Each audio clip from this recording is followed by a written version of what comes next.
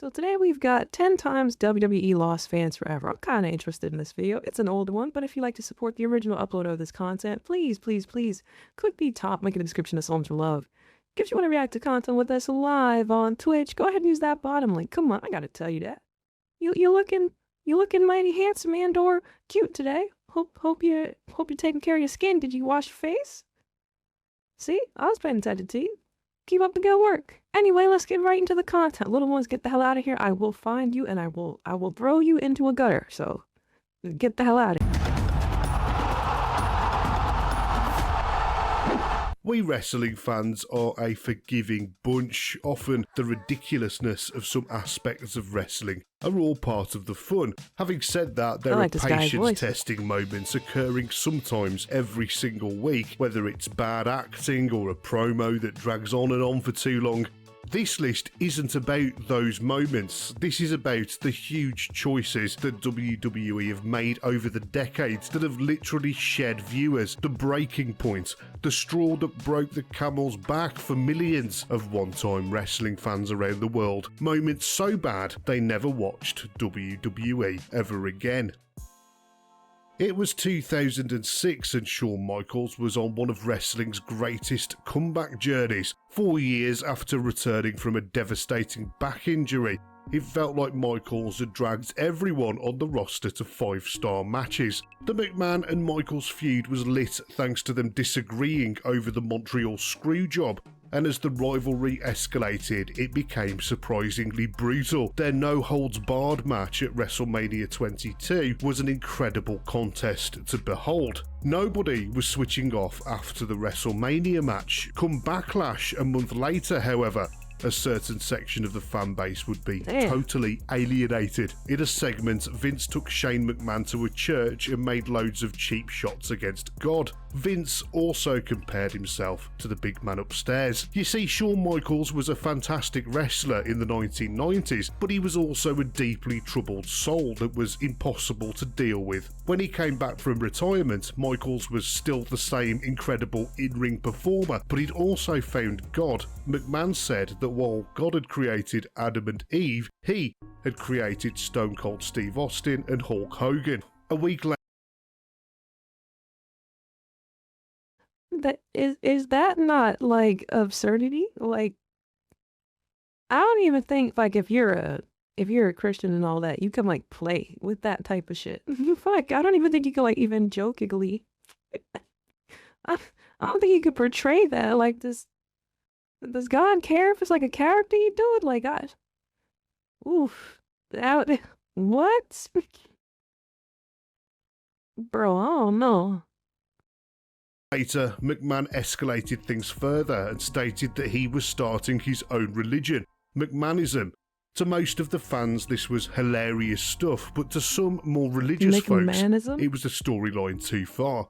Unfortunately, McMahon went even further, booking a tag team match for Backlash, pitting himself and Shane McMahon against Shawn Michaels and God. It was mental and really offensive.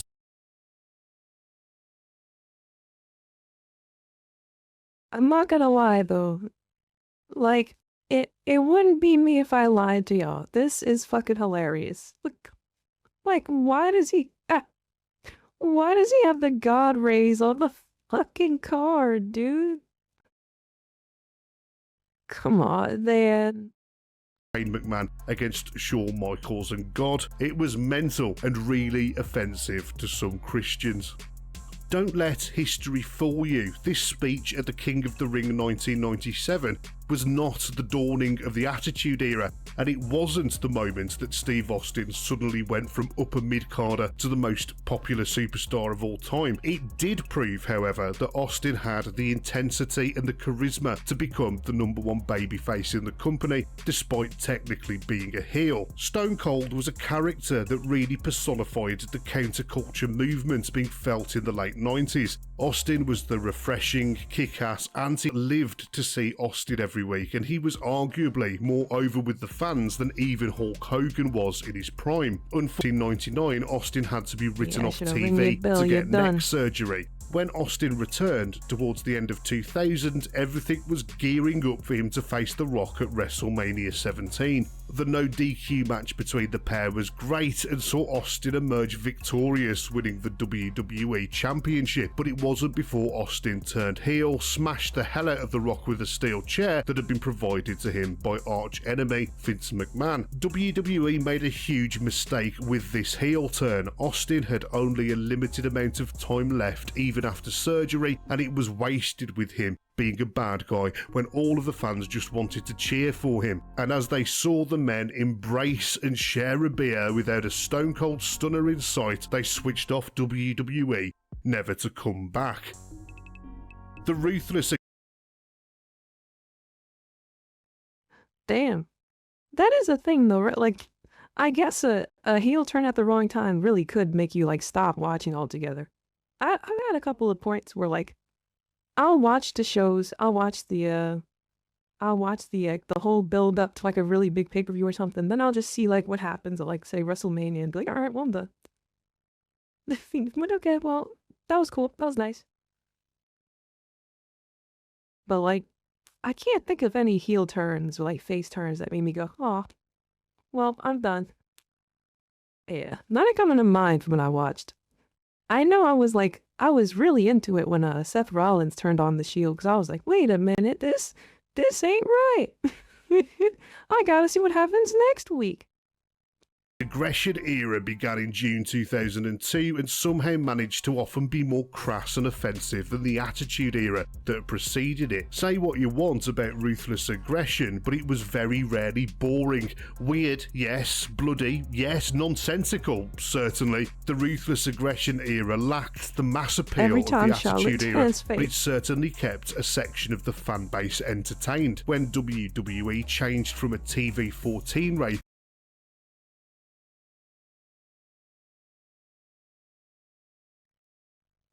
Rhea Ripley, me. When? The door's always open. To a PG rating, WWE were restricted in their output and the focus changed to the in-ring product. Ruthless aggression was dead and buried, and the PG era took away blood, hard weapon shots and soft cursing. There was also a shift away from daft TV-14 storylines. While a lot of that content was absolute nonsense, a certain section of the fanbase lived for the unpredictability. When the product changed in 2008, many fans I definitely thought he punted a real ass baby when I was a kid. I was like, the gas pipe hit, clutching the pro. Oh my god. tuned out forever. Whatever you believe about the circumstances, the incident in 2007 that saw Chris Benoit murder his wife and child before taking his own life was a huge tragedy, and one that WWE cannot be directly blamed for. However, for many WWE fans, it was a bridge too far. Throughout the decade before, wrestlers had been dropping dead young, mostly through drug overdoses, suicide and heart attacks, or a combination of all three. WWE didn't appear to be doing anything to address the situation or taking any responsibility for the lifestyle bestowed upon the performers working for them. WWE's response to the Chris Benoit tragedy also drove fans away, as the company rushed into producing a tear-filled tribute show for the man before learning all the facts about the incident. In the face of a tidal wave of bad publicity from America's news sources, WWE fumbled their response. Questions about steroids started to be raked up, and no doubt Vince McMahon was casting his mind back to the steroid scandal back in the early 90s that almost sent him to prison. While WWE can't be blamed for Benoit's actions, their response was embarrassing. Some fans decided they just couldn't support WWE any longer. For many, I actually didn't hear about like a mass exodus in regards to the Benoit thing.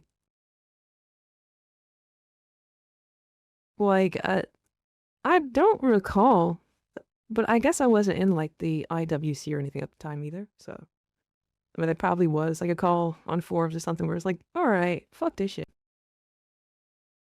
Yeah, no, I think it was just business as usual. That's one thing I'll give WWE credit for. These motherfuckers have pushed forward through some fuckery over the years. Yeah, I can't blame them for like rushing to put together like a tribute show, because Benoit was definitely like a big name at the time. But like, yeah, like it. They didn't. That never mind. I can't speak on that shit. I just feel like it's not their fault. That was a star, right? That was one of the stars that fucking died mysteriously. They didn't have all the details. There's a whole lot of like fucking. There's a whole lot of like whataboutism or like hindsight is 2020 going into some shit like that. But like, I doubt information what spread as fast as it does these days for sure. Right? Like it's like I don't know. Fans between 2010 and 20. Like if a wrestler farts at a house show, we'll know about it in like within 30 seconds of it happening. Right? Like these days, if someone farts at a house show, we'll know about it. WrestleMania will post it. Like 2014, CM Punk was one of the only reasons they continued to tune in to WWE every single week. There really was a cult of personality around the hot-headed, caustic Chicago native. Punk's legendary pipe bomb speech in 2011 spoke for many of those jaded fans, as Punk was allowed on WWE TV to deliver some home truths about the product. Those fans clung onto Punk as a beacon of hope. Sebro had like, he had like the brain of like a Alzheimer patient or something like that. Like his shit was just cooked. The super CTE. Scary stuff. I did not mean to pause the CM Punk entry, but my bad. Hope amongst mediocre McMahon-sanctioned characters and storylines and John Cena promos and title reigns, Punk, for those fans, was the last remaining voice of reason. As the remaining 3 years of Punk being in WWE wore on, he became more and more jaded with WWE and the politics involved backstage. Punk felt that he was being held back, despite being one of the most over wrestlers on the roster, if not the most over wrestler on the roster. By 2013, Punk was angry that he still hadn't main evented a WrestleMania, and he'd accumulated lots of nagging injuries that needed time to heal. Broken ribs, concussion symptoms, elbow problems. Punk was struggling through a great deal of pain to work. Instead of signing him off, WWE's medical team plied him with antibiotics. Eventually, Punk quit. After quitting, a lot of Punk's fanbase quit with him. There was nothing left for them to enjoy on the show. We've now been subjected to an... So I actually missed like the whole summer of funk. My fucking my time with watching wrestling has always been weird, because like I'll have really random shit that I cling to or hang out for and then just dip, and then I'll miss like some goated shit. But like I've never ended up being a person who like stopped watching WWE to watch an alternative.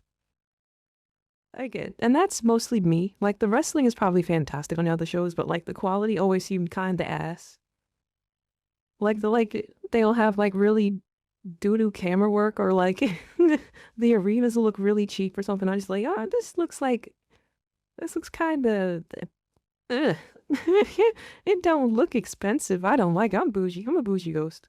So what? But yeah, I've never like left WWE to watch like TNA or something like that. I've apparently missed out on some peak though. I will admit that. You don't have to say that in the comments. I know. I've seen the compilations. I'm there with you. I see you.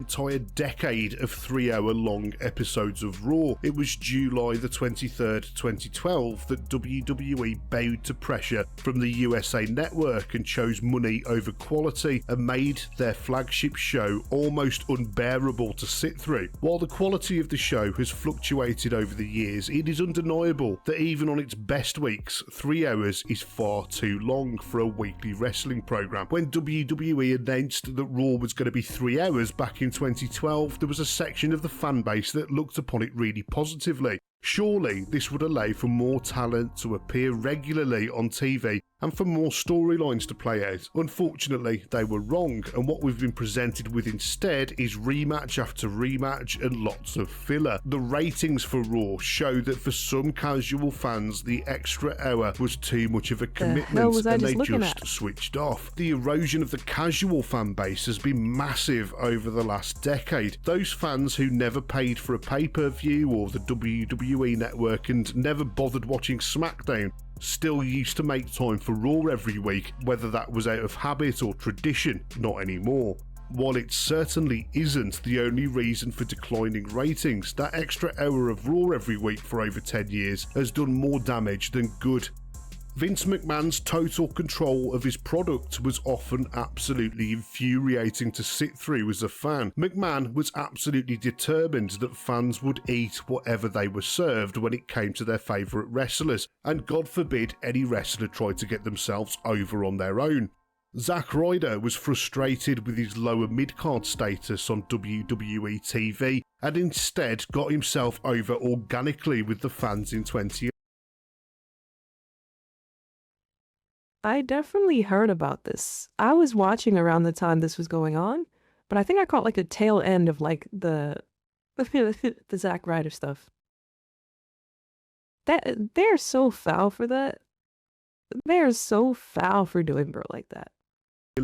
When he launched his own YouTube channel and web series called Z True Long Island Story. Fans started to chant Ryder's name even when he was left off the card, and WWE briefly took notice.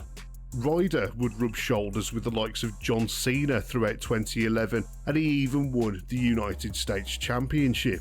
2012, on the other hand, would be a disaster for Ryder as WWE threw water on his push and he became a jobber. A love triangle between Ryder, Eve Torres and John Cena was concocted, which deliberately made Ryder look like a loser. It all came to a head when a wheelchair-bound Ryder was pushed off the stage by Kane. For some fans, the moment was symbolic of WWE's relationship with the audience, that they should stay in their lane and support the wrestlers that are pushed. Some of WWE's fans decided that the show just wasn't for them anymore. While WWE had a lot more respect for Dean Ambrose than they had for Zack Ryder, there was no excuse for the way his match with Brock Lesnar at WrestleMania 30. I heard Dean wanted to do a lot of shit in that match against Brock, and Brock was like against most of it, if not all of it. He just kind of wanted to go in and do the regular degular, give you a couple of German suplexes, F5 you. Let's go crazy with the chairs. Just like, no, I'm not doing that. I don't feel like doing that with you. I don't do that. 2 was booked. Ambrose was just coming off a run as world champion. Ambrose's character was much like Steve Austin and CM Punk before him. Fans loved that he was so much more real than anyone else on the roster, and out of all the former Shield members, he was the one the fans had chosen as their own. Ambrose challenged Brock Lesnar to a street fight at WrestleMania, which Paul Heyman accepted on Lesnar's behalf. This did placate a section of the fan base, as it was expected that the match would be brutal. Ambrose was being presented as somewhat unhinged, and as this was WrestleMania, we all thought that it would be a little more than the usual one-sided Brock Lesnar match. Unfortunately, the match ended up being just that. It was 30 minutes of nothing as Ambrose hit Lesnar with a couple of kendo stick shots before being suplexed into oblivion. Ambrose later revealed how massively disappointed he was with the match, blaming Lesnar for not wanting. It's crazy how ripped he is in comparison now. Like, now he definitely, he bulked up and everything. He don't like a 30 baby no more, but I don't want to watch him. I don't want to watch her anymore. Wanting to do business with him and take any kind of punishment. For the fans, it was another clear sign that they were never going to be listened to by Vince. Those alienated fans had to watch Roman Reigns defeat Triple H in the main event for the World Heavyweight Championship. Reigns was the babyface champion that nobody wanted. More than 2 decades after the event, most of us wrestling fans old enough to remember WWE buying WCW have come to terms with it. At the time, it was a truly shocking announcement and something that nobody could have imagined even 12 months before. Just a few years prior, WCW was riding high with Eric Bischoff standing proud at the helm, ready to finally put WWE out of business themselves. The reasons that WCW went under have been well documented. It was uncharted territory for fans as it became clear that WWE was the only mainstream American wrestling promotion left in business. Many people expect Monday night instead of Nitro, but figures proved for that not to be the case. Many of those fans detested WWE's brand of sports entertainment and had stood next to WCW through thick and thin, all the way back to the NWA days in some cases. But WWE lost some of their own fan base too. After Austin's heel turn around the same time, a shift could be felt in the product. With hindsight, we can and now we know they would never be able to get back to that standard ever again. It's safe to say that McMahon produced worse wrestling television without the spirit of direct competition in the form of WCW. Many fans stopped watching due to the notable change in quality, particularly considering how botched the WCW invasion storyline was. Fans on both sides of the divide had salivated over cross-promotional matches for years, and the result we got in the end was disappointing to say the least. I could kind of see why people ended up like dipping out when there wasn't any competition anymore, because like they definitely had to come up with some heat to try and keep those butts in the seats, man. And WCW seemed to be cooking up. Like if I remember correctly, the Monday Night Wars were not in WWE's favor, so you had to get your stars and get them lined up correctly. It's so cool to see like there were definitely wrestlers who could have jumped ship, but they didn't. Like, yo, there's a timeline where Undertaker's like, yo, peace. There's a timeline where Shawn Michaels is like, yo, peace, dude. Fuck this shit, I'm out. That's crazy. Yeah, the invasion is such a cool idea, right? I wonder if we can get something cool like that with like a cross promotion thing with TNA and WWE now. I want that. Let's get that. Let me see some invasions, bro. Let's go crazy. Vince ain't here no more. Let's have some fun. Fuck it. Let's have some fun. If things didn't seem so like we're at your throat between AEW and WWE, they could probably do business together too. That'd be hot. Let's send somebody over there to bleed. Okay, we can do it. Take somebody. Go over there. But no, we gotta act like this is fucking Marvel versus DC. So my man Batman ain't never gonna lose. Business by WCW, the Montreal Screwjob was an incredible footnote to 1997. Fans of the business were changing. Previously, subscribers to the renowned Wrestling Observer newsletter were the only ones to know the true inner workings of the wrestling business, but now the internet age had dawned. Hey, it's my computer. I think you could definitely build up star power with cross-promotion shit, though. I definitely think you can build up star power. Like, you get somebody in TNA with like a top star, make them work like a really, really good match with like, I almost said AJ Styles, but they probably already worked with him.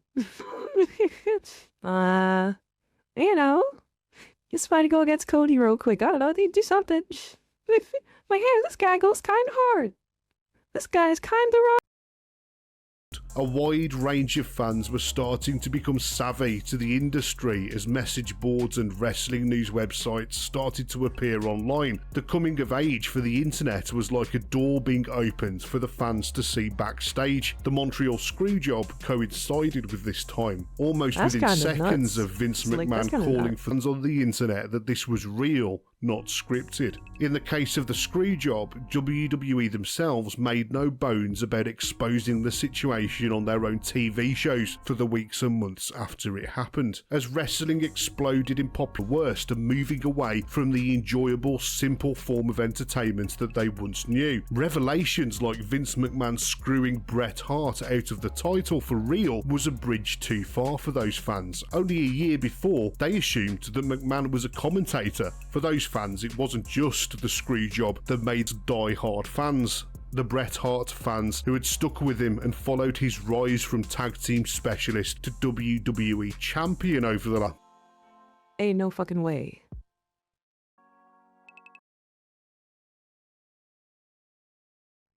Okay, so this is my first time checking out Stunned by Wrestling's content, and you know what? I like him. I like him a lot. If you guys want to support the original upload of this content, go ahead, click that top link in the description. Show them some love. You can catch reactions with us live on Twitch at random times. I told you didn't try to record this video 4 times already.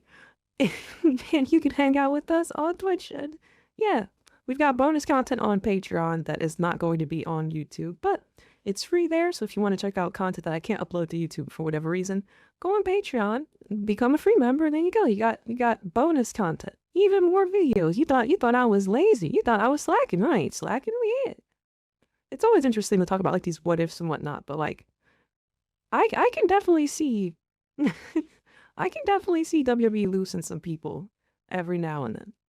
So don't come here. He's a degenerate, but the rest of the flock is cool. You could be a crow. Look at, they got little crows by their names. That's cool, right? I like birds and shit. You like birds? I like birds. Birds are cool.